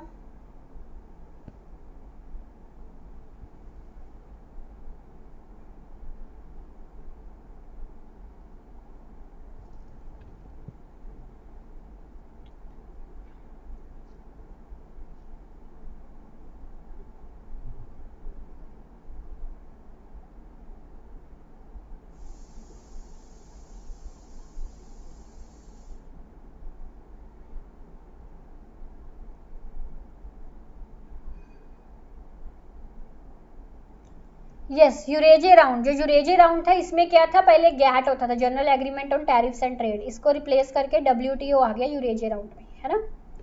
आगे तो ये basically Indian economy type current type question आया था। टोटल इस तरह के क्वेश्चन रिपीट नहीं होते एग्जाम में, ठीक है। तो अगर आप इस पर माथापच्ची मत भी करो तो चलेगा। Total budget allocation in the year 2022-23 for her घर नल से जल इन रुपीज। तो प्रीवियस ईयर क्वेश्चंस वाली मेरी एक बुक आ रही है अभी, इस वाले एग्जाम के बाद आएगी, आपका ये जो एग्जाम होगा ना इसके बाद आएगी, उसमें ना आपको सब चीज़ें मिल जाएंगी। दैट मीन्स मैं यहाँ पे फ़ोन रख लेती हूँ, तो उसमें ना आपको सब चीज़ें मिल जाएंगी। 2018 से लेके 20 तो 23 तक के क्वेश्चंस और उनकी एक्सप्लेनेशन सब मिलेगा उसमें आपको, ठीक है। So let's see the correct answer is third. 60,000 crore जो है हर घर नल से जल, इस योजना पर बजट एलोकेशन की गई थी। बजट से ये क्वेश्चन आया था आपको। A toll is a tax on those citizens who use toll roads. The policy can be viewed as an application of, very very important question public economics का। public economics के दो principal से question जरूर repeat होता है, ability to पे principal and benefit principal. अगर tax प्रोग्रेसिविटी की बात करें तो ये सिद्धांत जो है ये एबिलिटी टू पे थ्योरी के बेस पर है कि जितना आप एबल हैं पे करने के लिए उतना आप पर टैक्स लगेगा, जैसे कि प्रोग्रेसिव टैक्स, जैसे कि इनकम टैक्स, जैसे कि डायरेक्ट टैक्स, ठीक है। जो टोल टैक्स का प्रिंसिपल है ये बेनिफिट प्रिंसिपल के आधारित है, यानी कि आप सड़कों का जितना बेनिफिट ले रहे हैं उतना ही आप टोल उसका टैक्स देंगे, टोल टैक्स, ठीक है। तो first is the correct answer. आगे देखिए कौन सा फार्मूला मेजर होता है टेक्स्ट मल्टीप्लायर यूज करने के लिए। टेक्स्ट मल्टीप्लायर का फार्मूला पूछा, बताइए। अब सुबह वाली क्लास में मैंने आपको ये फार्मूला करवाया था, यस है ना। तो सुबह वाली क्लास कितनी देर की थी? अबाउट 2 घंटे की होगी, इससे ज्यादा तो नहीं होगी। तो अभी तक मैं कितने क्वेश्चन, 6 क्वेश्चन उस क्लास से करवा चुकी हूँ जो आपको एग्जाम में आए हुए हैं डायरेक्टली वहां से। तो सही जवाब है इसका first, that is minus MPC over 1 minus MPC. This is a formula for text multiplier. ये जो है ये गवर्नमेंट एक्सपेंडिचर मल्टीप्लायर का फार्मूला है, ये दो किसी के फार्मूले नहीं है, ठीक है। आगे देखिए the free rider problem arises, कहते हैं फ्री राइडर प्रॉब्लम कब अराइज होती है, किस केस में?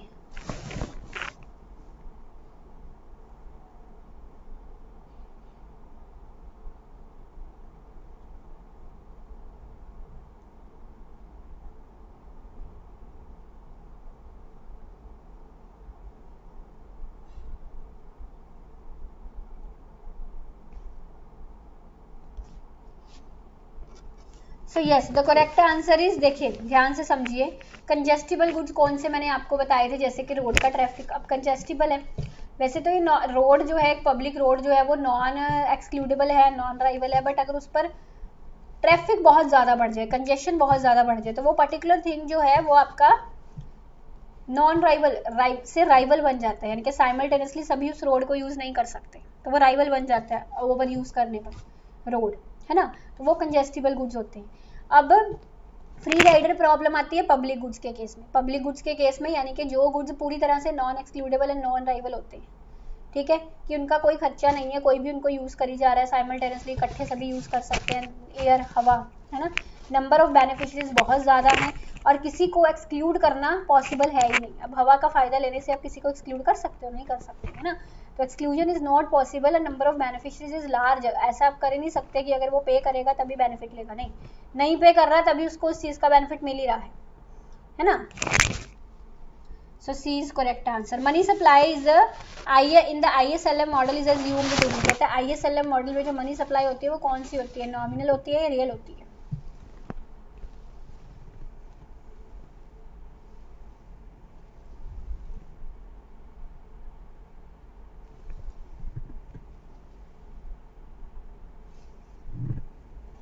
Yes it is real money supply. तो ISLM मॉडल में जो मनी सप्लाई लेते हैं, LM में लेते हैं मनी सप्लाई, IS में तो इन्वेस्टमेंट सेविंग होती है, तो वो जो मनी सप्लाई है that is an real money supply, ठीक है। रियल एंड नॉमिनल दोनों वेरिएबल्स में फ़र्क आपको बहुत बार मैंने बताया है।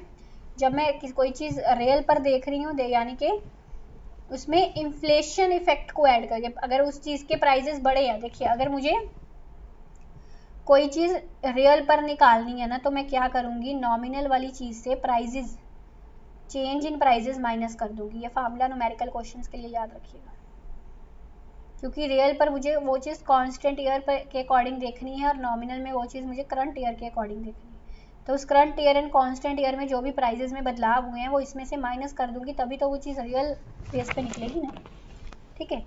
सो आगे देखिए, which of the following two economist are associated with the problem of time inconsistency. So time inconsistency के प्रॉब्लम के साथ कौन से इकोनॉमिस्ट जुड़े हुए हैं? This is a new question for you, आप सबके लिए ये एक नया क्वेश्चन है।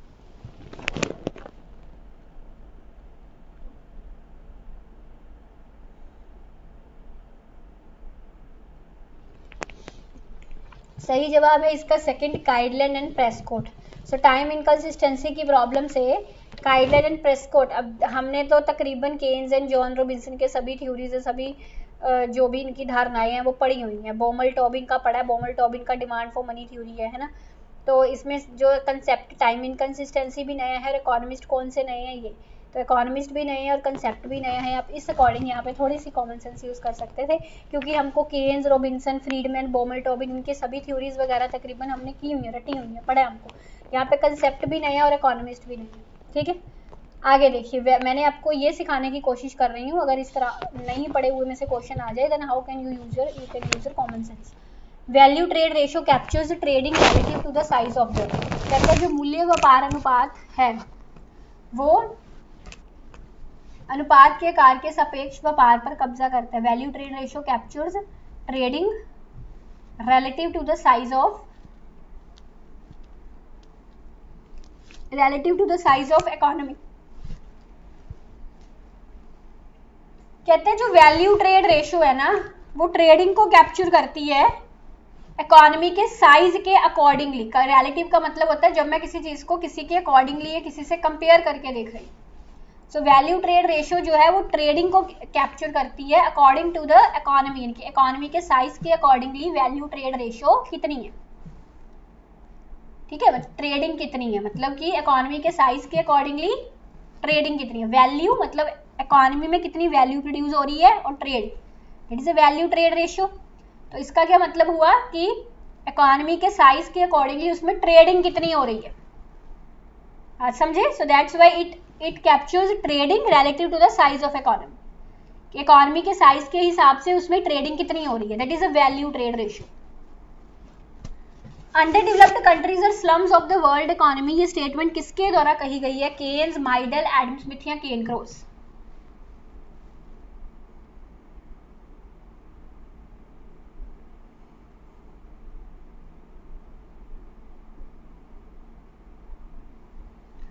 जी हाँ, तो सही जवाब है केन क्रॉस। तो केन क्रॉस ने कहा है कि जो अंडर डेवलप्ड कंट्रीज है वो मलिन बस्तियां हैं वर्ल्ड इकोनॉमी की, विश्व की अर्थव्यवस्था की मलिन बस्तियां। आगे देखिए, greater the divergence between the shadow price and the market price. Shadow price पर मैंने एक शॉर्ट बनाया हुआ है 1 मिनट से नीचे का, आप टाइप कर सकते हैं shadow price by Simranjeet Kaur, तो आपको पहले नंबर पर वो वीडियो दिख जाएगी। सो वो कहता है shadow price and market price में जितना ज्यादा डिवर्जेंस होगा, इनके जितना ज्यादा फर्क होगा तो उससे क्या होगा।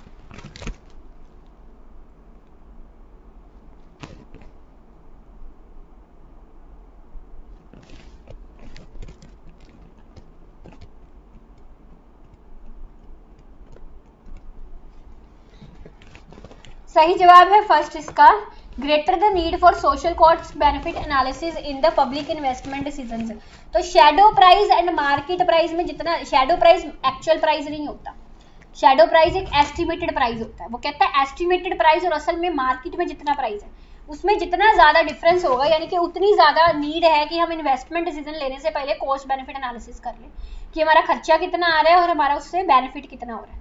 ठीक है, जितना ज्यादा जो हमारा एस्टिमेटेड प्राइस है वो मार्केट प्राइस से डिवर्ज करेगा, उससे डिफरेंस रखता होगा, उतनी ज्यादा नीड होगी कि हम कोई भी प्रोजेक्ट मार्केट में लाने से पहले एक बार उसका कॉस्ट बेनिफिट एनालिसिस कर ले कि वो हमको उस पर लागत कितनी लग रही है और वो हमको बेनिफिट कितना दे रहा है। ओनली इफ अगर उसका कॉस्ट बेनिफिट से कम होगा तभी हम उस प्लान को लॉन्च करेंगे, अगर उसका कॉस्ट बेनिफिट से ज्यादा आ गया तो हम उस प्लान को लॉन्च नहीं करेंगे। ठीक है, Which one of the following pairs is not correctly matched? इनमें से कौन सा पेयर मैच नहीं कर रहा।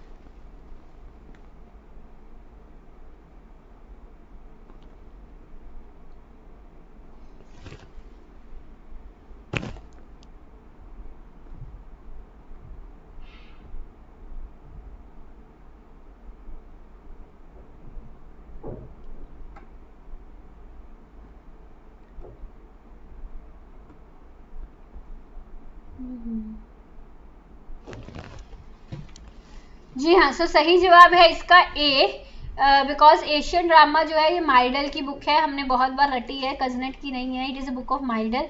बाकी सारे सही थे, Robinson essays on the theory of economic growth, Karl Marx का दास कैपिटल है, लुइस का theory of economic growth. So Simon Kuznets का ये गलत आंसर दिया हुआ है। आगे देखिए, Which of the following is not true about the basic postulates of the Malthusian perspective on population? तो माल्थस का जो पर्सपेक्टिव है पॉपुलेशन पर, यानी कि उसका जो नजरिया है पॉपुलेशन पर, उसके बारे में कौन सी चीज इसमें से ठीक नहीं है।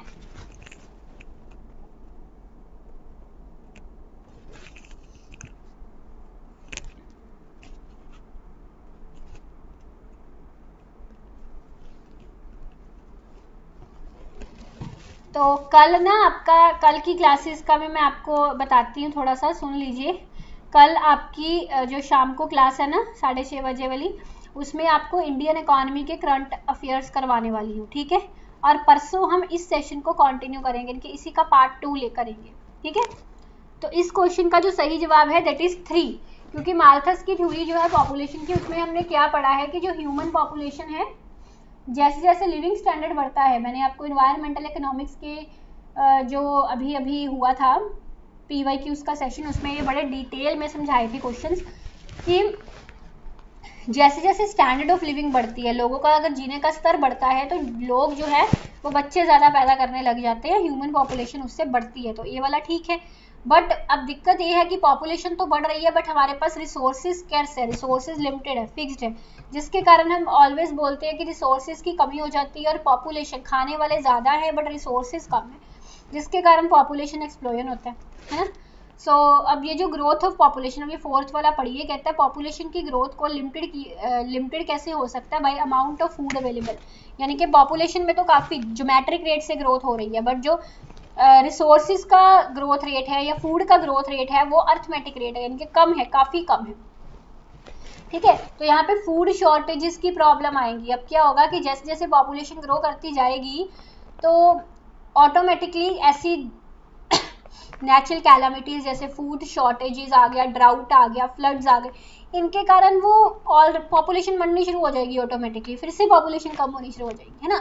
तो वो चीज़ है कि अगर मैन जो है वो ध्यान नहीं रख सकता, पॉपुलेशन बढ़ाई जा रहा है, तो जो नेचुरल फोर्सेस है वो ऑटोमेटिकली पॉपुलेशन को कम कर देगी, फूड शॉर्टेजेस आएंगी, ड्राउट्स आएंगे और ऐसी आपदाएं आएंगी, है ना।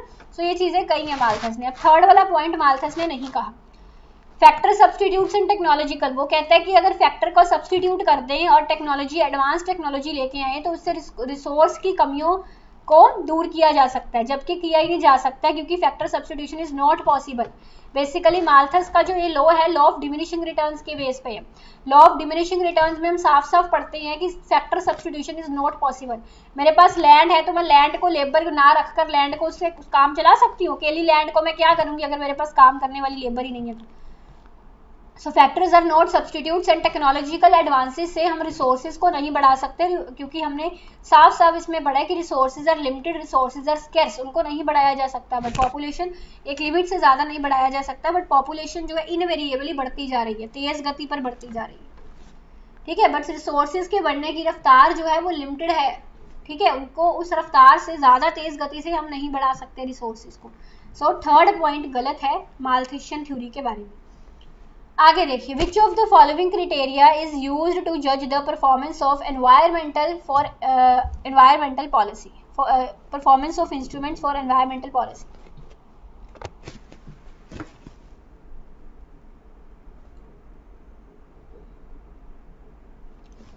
सो it is 6:40 now, I will end the session at sharp 7 PM, ठीक है। उसके बाद आपकी 7:05 पे प्लस क्लास होगी।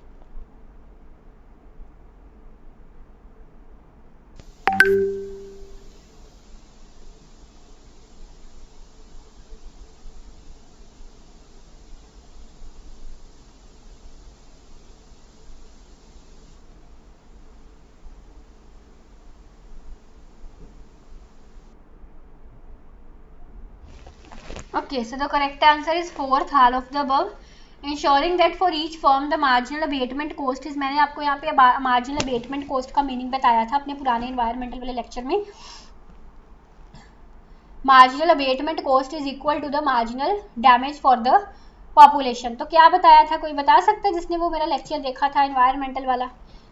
चलो इस वीडियो को देखने के बाद एक काम कीजिएगा, इसी पर मैंने एक एनवायरमेंटल इकोनॉमिक्स 2021 टू 2023 के PYQs का सेशन लगाया हुआ है, जिसमें मैंने कम से कम ना आपके एक सेशन में काफ़ी एनवायरमेंटल के कंसेप्ट क्लियर किए हैं, मतलब एकदम क्लियर कट किए हैं आपके दिमाग में।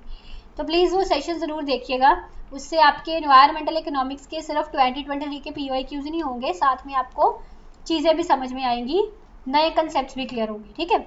तो यू कैन वॉच दैट। तो हर एक फॉर्म का मार्जिनल अबेटमेंट कॉस्ट, उसके मार्जिनल जितना पोल्यूशन से डैमेज हो रहा है और जितनी मार्जिनल अबेटमेंट कॉस्ट है वो इक्वल हो। मार्जिनल अबेटमेंट कॉस्ट सभी पोल्यूटर्स की इक्वल हो, और जिससे कि सोसाइटी की एक्सटर्नलिटी, यानी कि जो यहाँ पे एक्सटर्नलिटी की प्रॉब्लम है वो कम की जा सके, यानी कि नेगेटिव एक्सटर्नलिटी की प्रॉब्लम यहाँ पे कम की जा सके। पोल्यूशन से नेगेटिव एक्सटर्नलिटी क्रिएट होती है, ठीक है। सो इन तीनों से ये तीनों जो है ये एनवायरमेंटल पॉलिसी की परफॉर्मेंस को मेजर करने के लिए इंस्ट्रूमेंट्स हैं।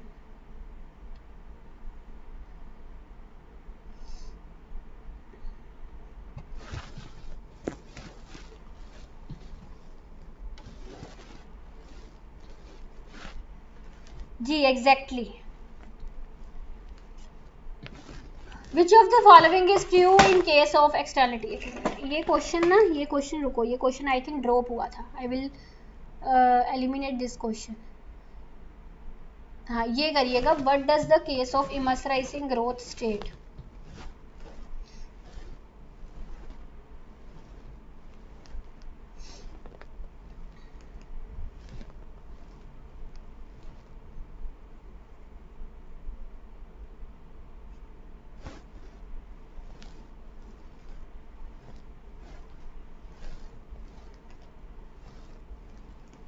मैंने आपको लास्ट लेक्चर में किसी ने बताया नहीं मुझे, मैंने पूछा था मार्जिनल अबेटमेंट कॉस्ट का मतलब, किसी ने मुझे बताया नहीं, तो मैंने मार्जिनल अबेटमेंट कॉस्ट का आपको मतलब ये बताया था कि जैसे अब एक कोई कंपनी है, उसको अपना प्रॉफिट, पोल्यूशन कम करना पड़ रहा है गवर्नमेंट की रिस्ट्रिक्शन के कारण, तो पोल्यूशन कम करने के कारण उसके प्रॉफिट्स कम हो रहे हैं।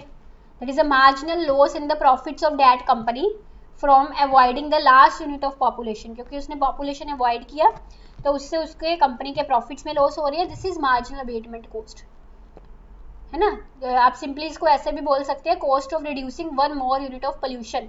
ठीक है, पोल्यूशन को रिड्यूस करने पर उस पर्टिकुलर कंपनी की लगने वाला कॉस्ट, या उसको जो सेक्रीफाइस है उसका जो कॉस्ट लगा पोल्यूशन को कम करने के लिए, that is marginal abatement cost.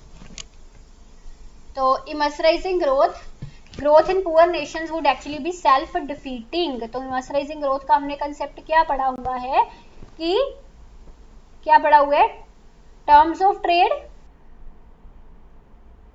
जो है, टर्म्स ऑफ ट्रेड किसी भी कंट्री के वो डिटेरियोरेट हो सकते हैं in spite strong economic growth के बावजूद भी उस कंट्री के टर्म्स ऑफ ट्रेड जो है वो डिटेरियोरेट हो सकते हैं। यानी कि टर्म्स ऑफ ट्रेड क्या होता है, export prices over import prices.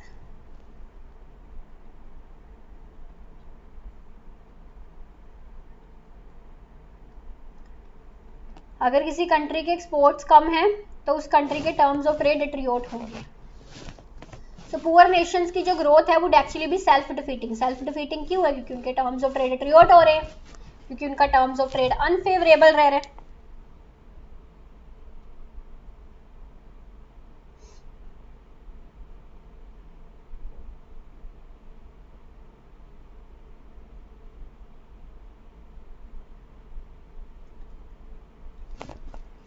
But याद रखिएगा ये चीज तभी हो सकती है, या हम ऐसा बोल सकते हैं इस सिचुएशन को, अगर मैं थोड़ा अदर वर्ड्स में आपको क्लियर कट लैंग्वेज में, लेमैन की लैंग्वेज में समझाऊं, तो जो कंट्री की इकोनॉमिक ग्रोथ है ना,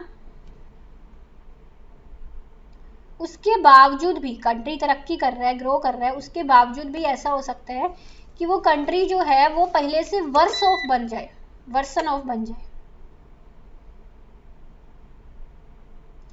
कैसे वर्सन ऑफ बन सकता है, अगर उसकी ये जो ग्रोथ है, ये वाली ग्रोथ, ये हैविली एक्सपोर्ट बेस्ड हो,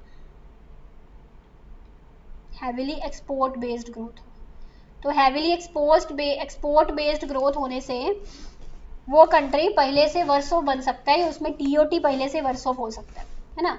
तो उसी को हम इमर्सराइजिंग ग्रोथ का कंसेप्ट बोलते हैं कि इकोनॉमिक ग्रोथ के बावजूद भी वो कंट्री पहले से वर्सन ऑफ बन रहा है। तो इस poor Nations, basically poor Nations में होता है, अंडर डेवलप्ड नेशंस में होता है, इसको हम बोलते हैं कि उनकी ग्रोथ सेल्फ डिफीटिंग है, यानी कि इकोनॉमिक ग्रोथ तो हो रही है बट वो खुद ब खुद वर्सन ऑफ होती जा रही है। क्यों? क्योंकि उनके अगर ग्रोथ उनकी हैविली एक्सपोर्ट बेस्ड है, देन वो इकोनॉमिक ग्रोथ होकर भी वो कंट्रीज पहले से वर्सन ऑफ बनते जा रही है, क्योंकि उनकी ग्रोथ सेल्फ डिफीटिंग है, स्वयं को पराजित करने वाली ग्रोथ है। ठीक है, होकर भी हो नहीं रही।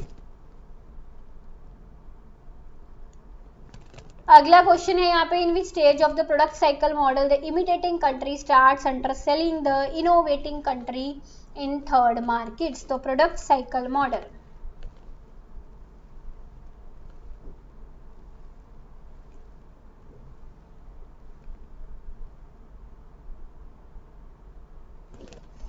तो कैसे होते हैं इसके स्टेजेस प्रोडक्ट साइकिल मॉडल के, कुछ इस तरह से ये मॉडल बनता है जैसे हमने लिखा हुआ है इसको। पहला स्टेज इसका इंट्रोडक्शन का आता है, दूसरा स्टेज इसका ग्रोथ का आता है, तीसरा स्टेज में क्या होता है, मैच्योर हो जाता है काफ़ी कंट्री, चौथे स्टेज में फिर इसमें डिक्लाइन होना शुरू हो जाता है। यही पढ़ा हमने। तो इसका जो सही जवाब है दैट इज थर्ड, तीसरा स्टेज। कौन से स्टेज में जो कंट्री है starts under selling the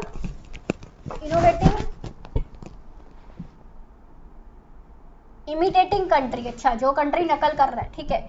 so imitating country starts under selling the innovating country in third markets. उत्पाद चक्र मॉडल के किस चरण में नकल करने वाला देश नवोन्मेषी देश को तीसरे बाजारों में बेचना शुरू कर देता है? एक इनोवेटिंग कंट्री है जिसकी नकल की है इमिटेटिंग कंट्री ने। इमिटेटिंग कंट्री का मतलब वो कंट्री जो दूसरे कंट्री की नकल कर रहा है, जैसे कि मान लो चाइना है, किसी इंडिया ने कोई नई प्रोडक्ट की खोज की, इंडिया एक इनोवेटिंग कंट्री है तो चाइना ने उसकी नकल कर ली, तो चाइना इमिटेटिंग कंट्री बन गया। वो कहता है किस स्टेज में जो नकल करने वाला देश है ना वो इनोवेटिंग कंट्री को अंडरसेल, अंडरसेल यानी कि पहले से कम, अंडरसेल का क्या मतलब होता है? अंडरसेल यानी कि सेलिंग कम करनी है, अंडरसेलिंग जितनी पर्याप्त है उससे कम सेलिंग, तो इनोवेटिंग कंट्री की अंडर सेलिंग शुरू कर देता है थर्ड मार्केट्स में। तीसरे में जब वो मैच्योर हो जाता है, उसकी मैच्योरिटी बढ़ जाती है, तो वो इनोवेटिंग कंट्री की अंडर सेलिंग यानी कि जितनी सेलिंग रिक्वायर्ड है उससे कम सेलिंग होनी शुरू हो जाती है, क्योंकि वो कॉपी कर रहा है ना इनोवेटिंग कंट्री को। तो इनोवेटिंग कंट्री के प्रोडक्ट्स अंडर सेल होने शुरू हो जाएंगे, पहले से कम सेल होने शुरू हो जाएंगे अगर इमिटेटिंग कंट्री की ग्रोथ काफी बढ़ जाएगी, है ना। तो इमिटेटिंग कंट्री की ग्रोथ बढ़ने के कारण, मैच्योरिटी बढ़ने के कारण, मतलब वो अच्छी मैच्योरिटी का मतलब है ग्रोथ काफी अच्छी हो गई अब इस स्टेज में उसकी, है ना। तो इनोवेटिंग कंट्री के प्रोडक्ट्स जो है वो अंडर सेल होने शुरू हो गए, इनके पहले से कम सेल होने शुरू हो गए, सिंपल। आगे देखिए, ये न्यूमेरिकल क्वेश्चन है आपके सामने।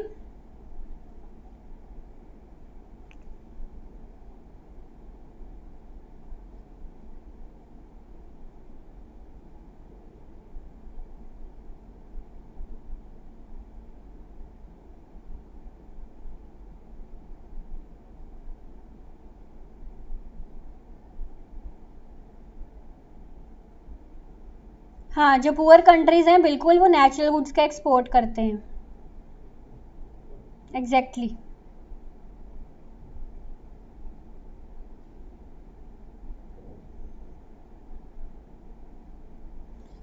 फोर्थ स्टेज में ये क्वेश्चन क्या आपका वो हुआ था, चैलेंज हुआ था, ड्रॉप हुआ था ये क्वेश्चन?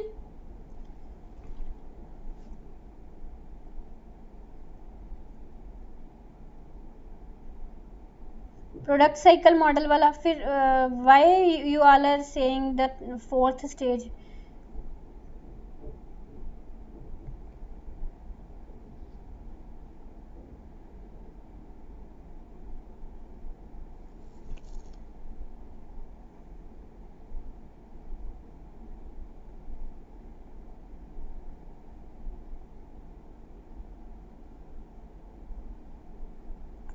अच्छा, यू मीन टू से कि इसका जो स्टेज है वो फोर्थ होना चाहिए, थर्ड नहीं होना चाहिए।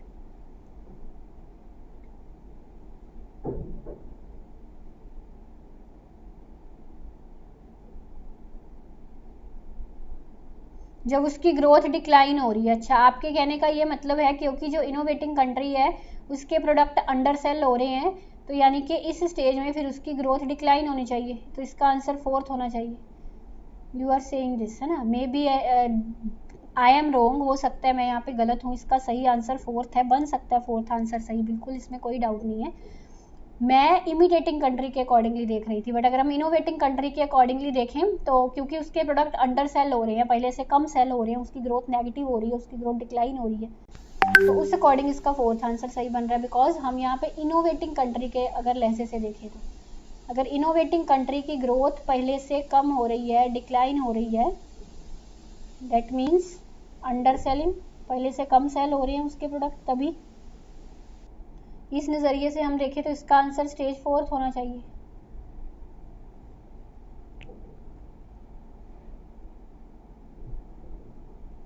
ठीक है, fine, here I am wrong, आप सब लोग ठीक हो, मैं ही गलत थी यहाँ पे, इसका सही जवाब फोर्थ ही है, ठीक है। चलो अभी ये जो क्वेश्चन है इसका पर एक फार्मूला लगना है, बड़ा आसान सा formula.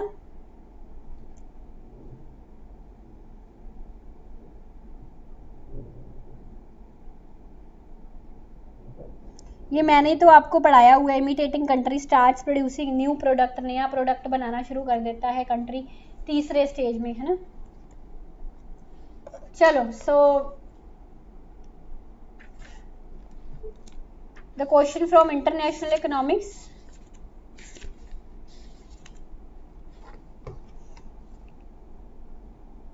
G is equal to T minus, मैं सिर्फ आपको फार्मूला बताऊंगी, कैलकुलेशंस आप खुद कर लीजिएगा। तो बेसिकली ये वाला फार्मूला यहाँ पे लगना है, यहाँ पे जो T है that is a nominal tariff rate on consumption of final goods, ये दिया हुआ है इसने सारा, ये देखिए tariff rate on consumption of final commodity 10% है, यानी कि T 10% हो गया। AI भी दिया हुआ है उसने that is 0.8, that is a ratio of cost to imported input to the price of final commodity in the absence of tariff, जिसको हम AI बोलते हैं। AI भी उसने दिया हुआ है 0.8। Then nominal tariff rate on imported input T हाँ TI कर लो या T1 दैट इज 20%। तो ये सारे आप यहाँ पे पुट कर दो ना ऐसे, then you will get the correct answer. It is 10% minus 0.8, this is 20 over 1 minus 0.8, ऐसे पुट कर दोगे you will get the correct answer. ठीक है, चलो अगला क्वेश्चन देखिए, level of intra industry index can be measured.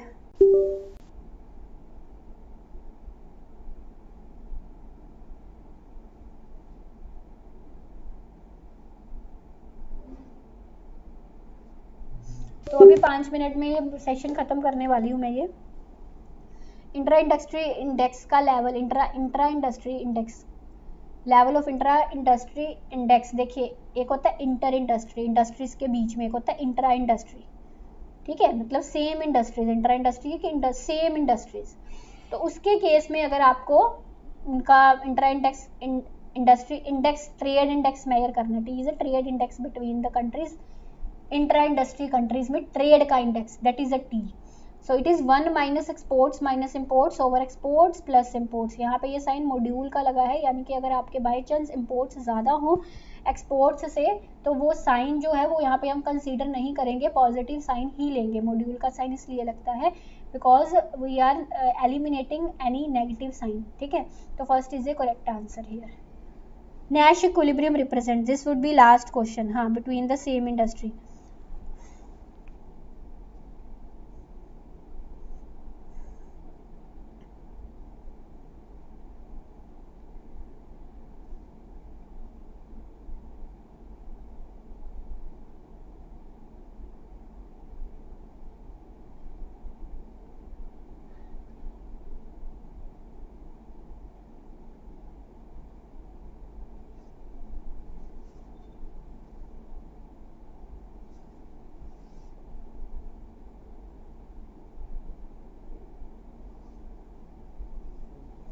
जी हाँ, तो इसका सही जवाब है third, B and C. Outcome ये वाला देखिए, ध्यान से समझिए, outcome each time the game is played, the outcome each time the game is played, long run equilibrium situation in which one player will not deviate given the strategy of other player. दूसरे की strategy को given मान के वो अपनी strategy choose करता है, अपनी स्ट्रैटेजी से वो डिविएट नहीं होता अगर उसको दूसरे की स्ट्रैटेजी पता है। हाँ, साफ साफ अपने नैश इक्विलिब्रियम में मेरी बुक में डेफिनेशन क्या दी हुई है कि प्लेयर अपना बेस्ट चुनता है given the strategy of other player, दूसरे की स्ट्रैटेजी को गिवन लेके वो अपना बेस्ट चुनता है। ऐसा नहीं है कि दूसरे की ये स्ट्रैटेजी है तो अपनी बदल ले, ऐसा नहीं करता, वो डेविएट नहीं करेगा अपनी स्ट्रैटेजी से दूसरे की पता होने पर, है ना। तो सी सही है, और ये लॉन्ग रन इक्विलिब्रियम में हम कंसीडर करते हैं, दोनों ऑप्शन सही हैं। और इसमें best response of the first mover वाली बात नहीं है। Best response of the first mover किस में होता है, फर्स्ट मूवर एडवांटेज स्टैकलबर्ग के मॉडल में होता है। ये डी वाला जो है आपका स्टैकलबर्ग का मॉडल अगर आए ना उसमें होता है। ठीक है, तो only third is a correct answer. तो मैं यहाँ पे अभी खत्म कर रही हूँ इस सेशन को, बाकी के क्वेश्चन हम नेक्स्ट सेशन में करेंगे क्योंकि अभी प्लस क्लास का टाइम हो चुका है। इसका परसों सेशन रखूंगी, इसका पार्ट 2, उसमें हम आगे को काफ़ी क्वेश्चंस पड़े हुए हैं, सभी करेंगे सॉल्व। ठीक है, चलो okay, thank you, take care, bye bye.